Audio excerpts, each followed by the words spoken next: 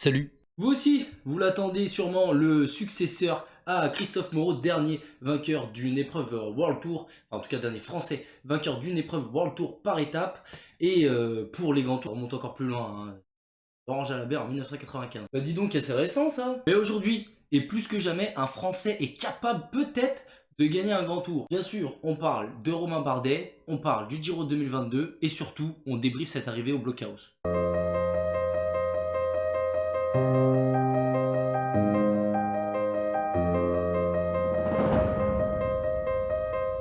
Cette étape de montagne au Blockhaus, c'était la première grande arrivée au sommet du Giro, la première grosse étape de montagne. Et même si elle nous a pas dit qui allait gagner ce Giro, elle nous a dit au moins qui l'a perdu. Alors oui, on avait déjà eu des premiers éléments de réponse sur l'Etna avec Nibali, Dumoulin, etc. Mais eux, ils étaient pas très, faisaient pas partie des favoris, c'était plus des outsiders. Mais bon, pour bien débriefer cette étape, déjà rappelons les faits. Le Blockhaus, c'est une montée de 13 km très dure. Ok, on a surtout les 10 derniers kilomètres qui sont autour de 9%.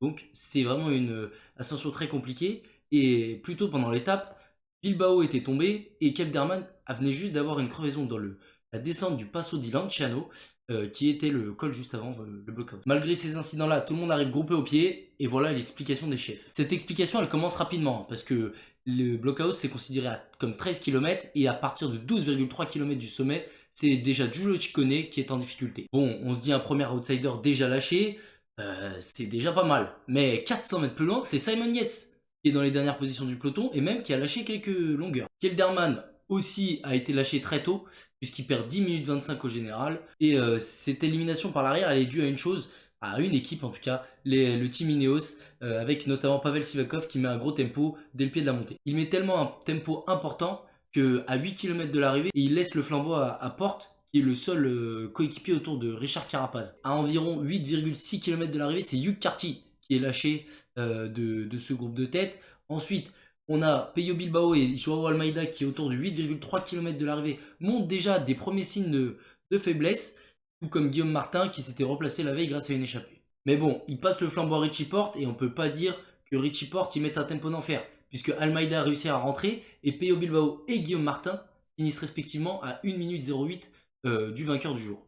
Et dites-vous, on a même le maillot rose Juan Pedro Lopez qui est obligé de mettre pied à terre avant de remonter sur son vélo. Donc il a déjà perdu du temps. Déjà lui qui n'est pas le meilleur grimpeur, il perd en plus du temps par rapport à cet arrêt.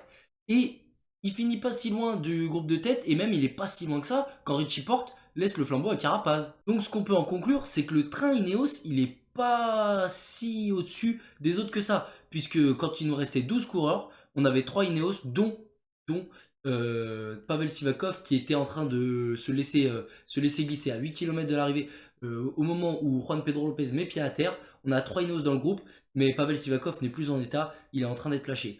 Donc sur 11 coureurs, on a 2 Ineos uniquement, et ça change en tout cas du Tour de France où ils sont 4 pour 15. Bon, jusqu'à 4,5 bornes du sommet, là on va pas se mentir, on se fait un peu chier. Porte il met un gros tempo, personne n'ose attaquer. Tout le monde sait que Carapaz va attaquer, et cette attaque, elle arrive à 4,3 km de sommet, où d'un seul coup, tout s'accélère. Tout s'accélère, Carapaz attaque, Bardet et Landa sont capables de prendre la roue, et uniquement ces trois coureurs-là sont capables de changer de rythme. Derrière, on a Almeida, Nibali, Pozzo Vivo, et le dernier c'est Jane Lay, qui eux montent au train. Cette attaque de Carapaz, elle est fatidique à Valverde.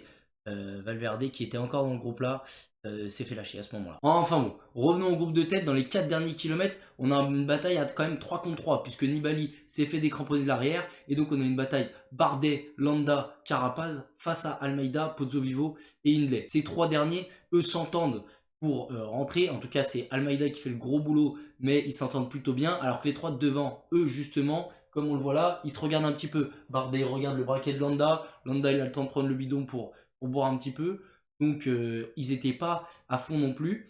Et ils auraient pu vraiment les lâcher peut-être une dizaine, vingtaine de secondes maximum. Donc, trois qui s'entendent à l'arrière, trois qui s'entendent pas à l'avant, même s'ils sont plus forts, les trois de derrière rentrent. Almeida lance le sprint en premier là, dans la petite descente et sur le virage à droite. Pozzovivo laisse une ou deux longueurs. Carapaz tente de revenir. Bardet qui est dans la roue tente dépasse en tout cas Carapaz, tente de revenir sur Hindley, mais impossible. Et très très belle victoire de l'Australien avec trois hommes de front. C'était quand même impressionnant comme sprint. et surtout on a cru qu'il allait jamais se terminer. Bardet qui exprime tous ses regrets d'avoir lancé de trop loin, pas son sprint, mais par rapport à la place, il était trop loin par rapport à Hindley pour remonter jusque-là. Mais il dit aussi en avoir gardé un peu sous la pédale pour le sprint. Et bah mon vieux, fallait peut-être tout mettre dans la montée.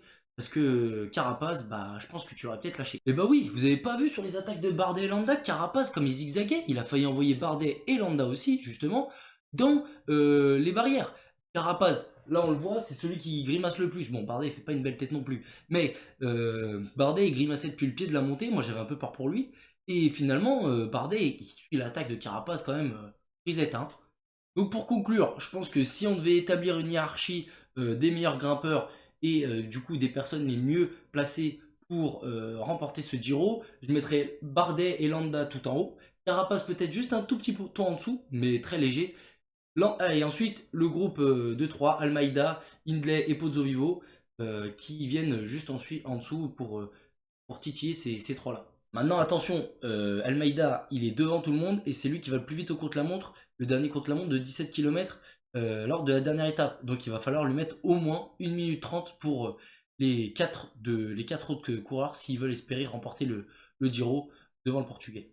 Bon, j'éclipserai peut-être un petit peu Pozzovivo qui, on l'a vu sur l'étape de mardi, remportée par Binam Girmay, qui d'ailleurs est à l'hôpital parce qu'il s'est envoyé le bouchon de liège dans l'œil par rapport à la célébration.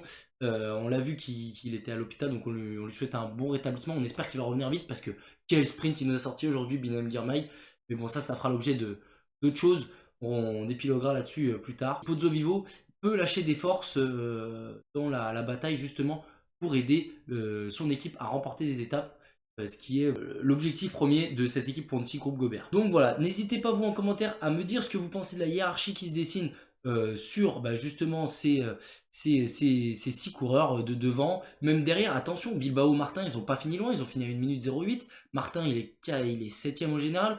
On a 7 coureurs en moins de 30 secondes qui se tiennent.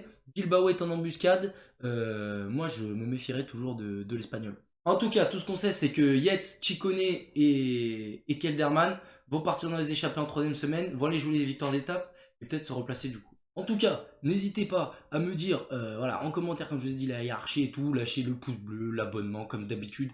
Et nous, on se dit à la prochaine pour une prochaine analyse. Allez, ciao!